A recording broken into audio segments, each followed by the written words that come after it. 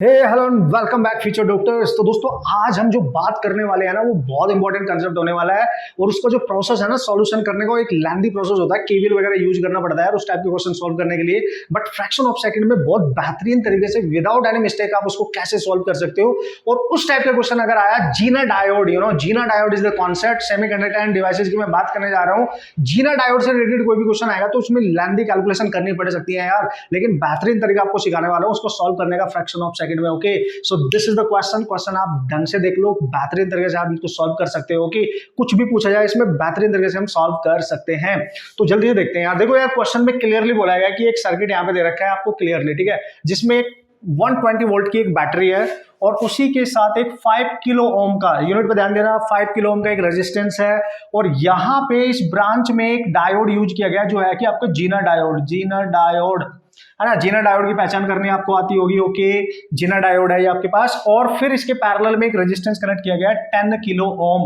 तो क्वेश्चन में आपसे पूछा जा सकता है, जैसे कि अगर इस क्वेश्चन की मैं बात करूं तो आपसे पूछ रहा है बताओ जीना डायोड में कितनी करंट फ्लो कर रही है, यानी आई जेड से मैं रिप्रेजेंट कर सकता हूं, तो इसमें कितनी करंट जा रही होगी ये आपसे पूछा गया है, ठीक है। अच्छा सर क्या यही पूछा जाएगा? नहीं, इस वाले रेजिस्टेंस में भी करंट पूछ सकता है, इसमें भी करंट पूछ सकता है, बट अगर इसमें करंट आप निकालोगे तो ऑब्वियसली ये और ये तो आपको कैलकुलेट करनी ही पड़ेगी। तो इजीली कैसे निकाल सकते हो? या तो केवीएल यूज करो भाई, वो लेंथी प्रोसेस हो जाएगा। तो डायरेक्ट कैसे करना है, बेहतरीन मजा आने वाला, देखो ध्यान से।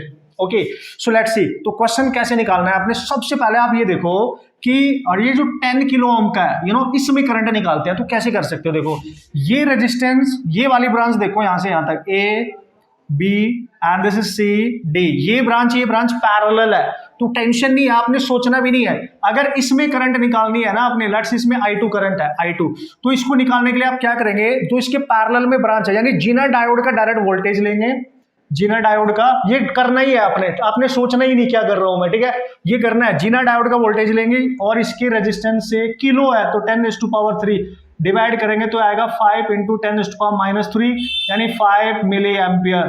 तो पक्का इसमें जो करंट जा रही होगी वो 5 मिली एम्पियर होगी, definitely direct you can solve. Okay, अब क्या करेंगे सर, अब देखो ध्यान से, अगर आप इस बैटरी से कितनी करंट निकल रही है, लेट्स सी I1, ठीक है, जो इसमें जाएगी, इस वाले में जाएगी और यहां तक जाएगी, देखो ठीक है, ये करंट I1 यहां से डिवाइड हो जाएगी, इसमें से कुछ इधर जाएगी कुछ इधर जाएगी, ये तो आपको पता चल रहा होगा।